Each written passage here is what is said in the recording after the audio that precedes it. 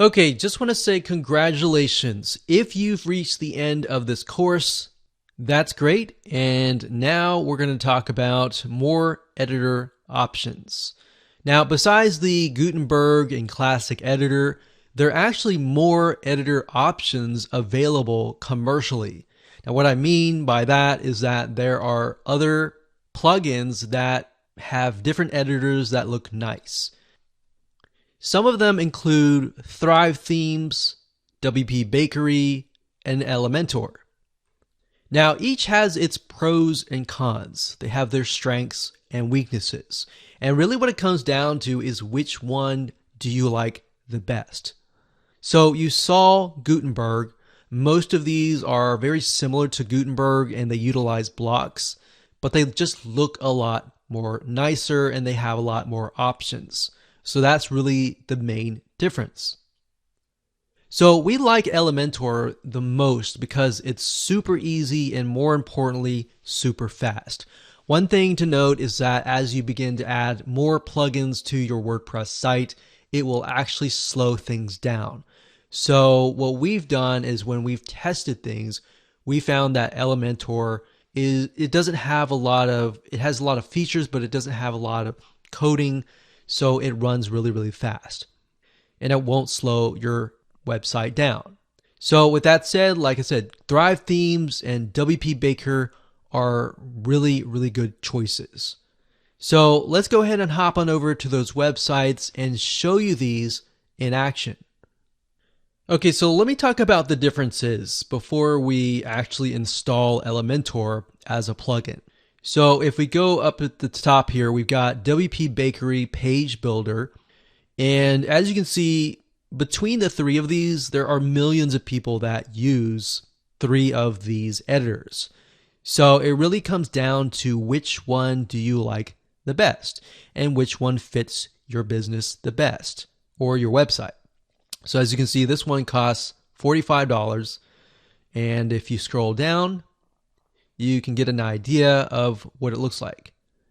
Now, we've used WP Bakery before, and it's really decent.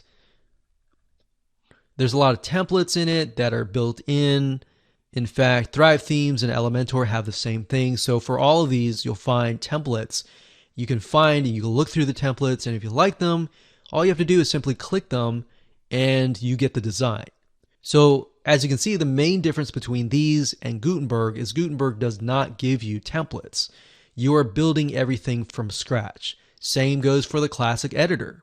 So these take your design level to a whole new level. So this is WP Baker. You can see the features here. So there's a lot of things you can do. So to get here is wpbakery.com. Next up is Thrive Themes. That's thrivethemes.com. Now, Thrive Themes is a lot different than just an editor. They have tons of plugins that go into things like opt-in pages. You can create sales pages. You can create funnel pages. You can do all sorts of things. So it's not just an editor. So you can see here, you can create forms, you can create all sorts of light boxes, you can do A/B testing, you can do a huge amount. And this is something that a lot of businesses typically use because it has so many different features. So it's very, very feature rich. So as you can see, here are the features. Right here. Now it's a little more expensive. As you can see, it's $147 for 15 licenses. But remember, WP Bakery was about $47 for a single license. It's about $67, which is only $20 more for one license for this. And the next one is Elementor. Elementor is mainly an editor like WP Bakery or Gutenberg. But like I said, the difference is it's more similar to the WP Bakery in the sense that it is an editor and it also allows you to pick and choose templates.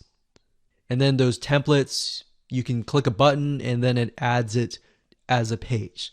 So I'm going to show you that in action. Elementor has a free download, as you can see here.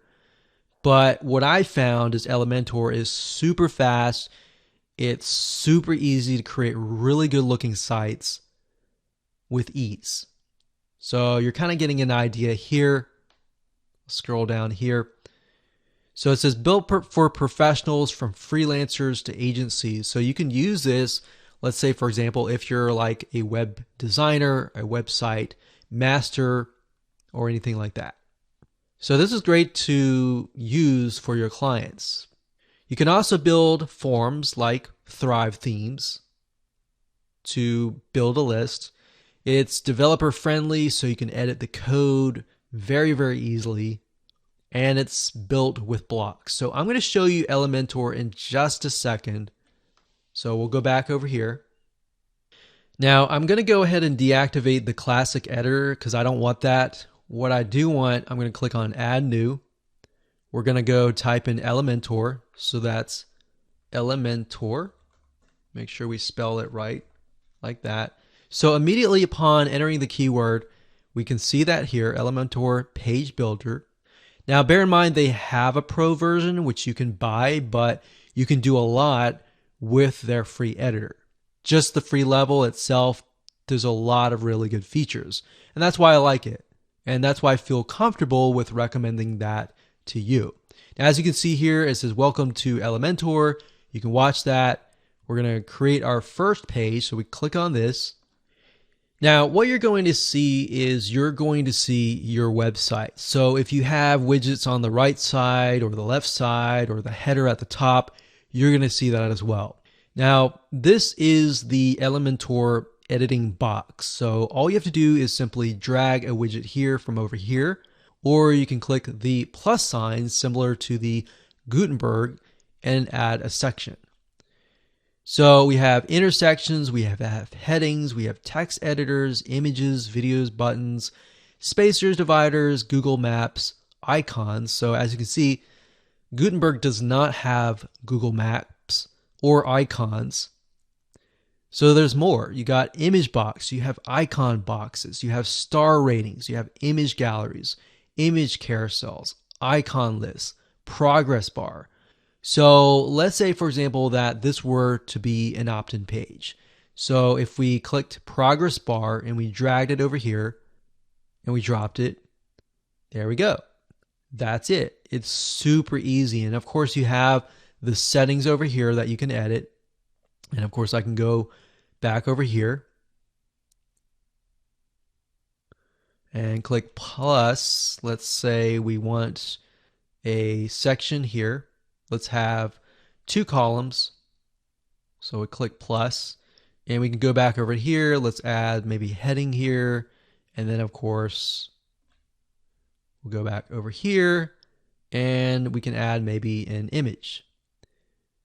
So you can see that it's actually a lot easier than Gutenberg when it comes to editing. So that's a free version. Now, let's say, for example, that you want to utilize one of their templates. So if that's the case, I'm just going to delete these here like that. I'm going to click on this folder here. So click on the folder. What it's going to do is it's going to allow you to enter their library of templates. So you can see which ones are free and which ones are on the pro level. The pro level has this little icon that says pro. You can't use that unless you have the pro level plugin. So you have to purchase it. But I tell you, it's definitely worth it. Now, as you scroll down, you can see blocks actually. So blocks over here, and then we have pages over here, and then you have templates over here. So blocks essentially are different media or different blocks or areas that you can add. So for example, you can, let's say I like this, I'm going to add this, and I'm going to add this, and then I'm going to add this. So that's basically the method of blocks. It's very similar to Gutenberg. And then of course you have pages, which are the templates. So if you scroll down here, there's all sorts of really cool looking templates and designs that really can take your site to a whole new level to make it look professional.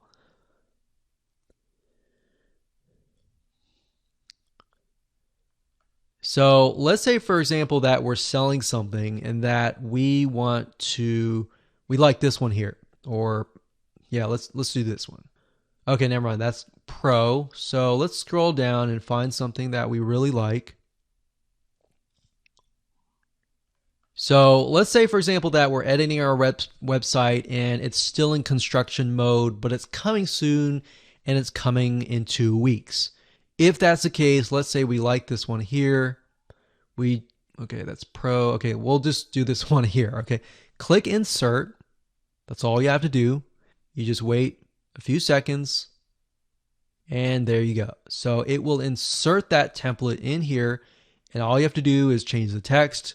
You can change the images and there you go. So that's Elementor. I highly recommend that you can upgrade to the Pro version, but as you can see, utilize the free version first.